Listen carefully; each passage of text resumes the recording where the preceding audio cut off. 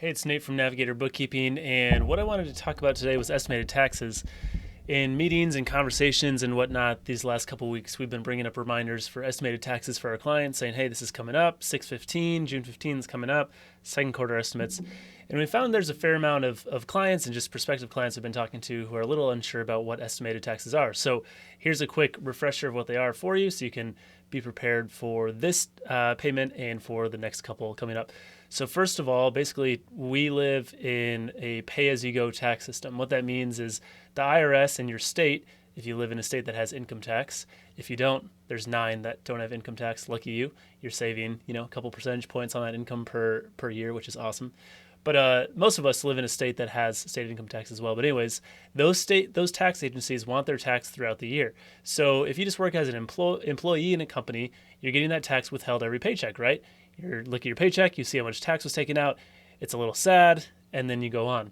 Well, if you're a business owner, you may get paid through payroll, especially if you're an S corp or a C corp. But any of the any of the profit that the business makes is actually also usually needs tax withheld from it, right? And the IRS doesn't want that just at the end of the year in April when you file your taxes and pay a big tax bill. They want that throughout the year. They actually want it in 4 different payments, and that's what quarterly tax payments are. They're called quarterly estimates. That's because you don't know exactly what your tax liability situation is going to look like come April, come end of year. So your tax preparer can basically give you estimated amounts that you should pay to kind of hit that amount. So if they think you're going to owe $20,000 at the end of the year, you're going to pay $5,000 per quarter, to put it really simply. It's a little more complicated than that, but that's basically what's happening. So the IRS wants their money spread out throughout the year. They don't want it just all at the end of the year. So that's what quarterly payments are. If you don't pay them, which there are some business owners that don't, there is a penalty. I'll be honest with you, it's not a giant penalty, but in my view, why pay a couple $100 extra when it just takes 30 seconds or a minute to pay your quarterly estimates? Also, do we really want more scrutiny from tax agencies because we're not paying estimates? Doesn't really seem like a win-win to me.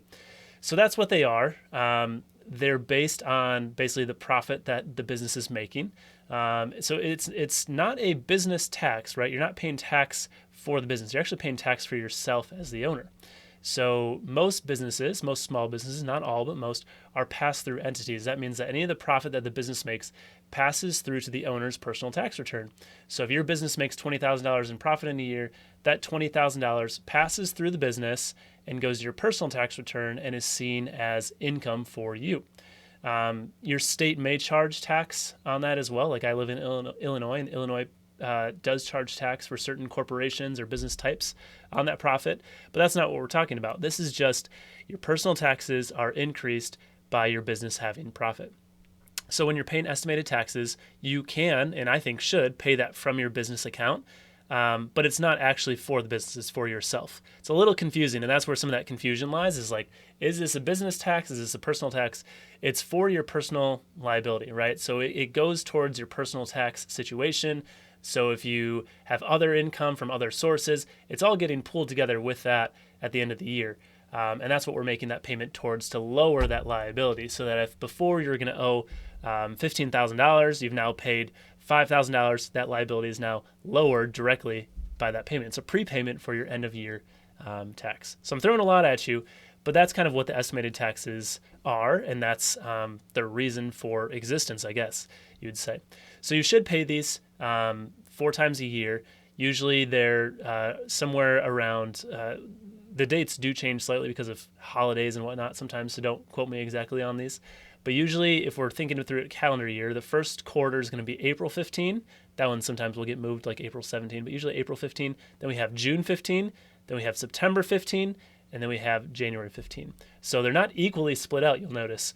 Like the first couple are very closely tied together. April 15, June 15. Those kind of hurt if you're not saving up for taxes. So that's when those payments happen. I think you should pay online. It's very easy to do. The IRS has a super easy payment portal you can use. If you're curious about that, reach out. I can shoot you a quick video showing you how to do that.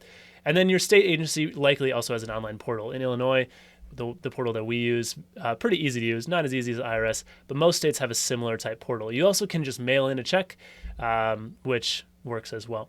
Now, the last thing I'm going to talk about is how should you be saving up for this? And I do think you should be saving up for this because otherwise these estimated payments are going to hit you like a ton of bricks every couple months, right? All of a sudden you're going to say, oh, I have to pay how much? How much did my accountant just tell me to pay? It's going to be painful. Every month, set aside a percentage of your revenue into a tax account and then pay that tax account, pay the estimated taxes from that tax account. Keep it in the business, but keep it separate so you can see it, but don't touch it until those tax payments come up. If you're not doing this throughout the year and you're profitable, you're going to have a nasty surprise when those estimated tax payments come up, or when the year-end payment happens in April as well. Now, we can get more into that. You can read Profit First, which is right here, which gets into that in a tax savings account. If you want to talk to me more about that, happy to do that as well. But make sure you're saving some money every month for your tax account. I'm not going to give you any specific percentages because it depends on the business. But if you want to know more of those, we can talk more about that. But set aside a percentage every month, put it in that tax savings account, keep it separate. And then when those estimated tax payments come up every month, you can pay directly, or not every month, I'm sorry, that would be terrible. Every couple months, you can pay directly from there. And then when your year-end tax payment also comes up, you can also pay directly from that tax account. Then you don't have to worry about using personal funds. You don't have to worry about kind of torpedoing your personal budget.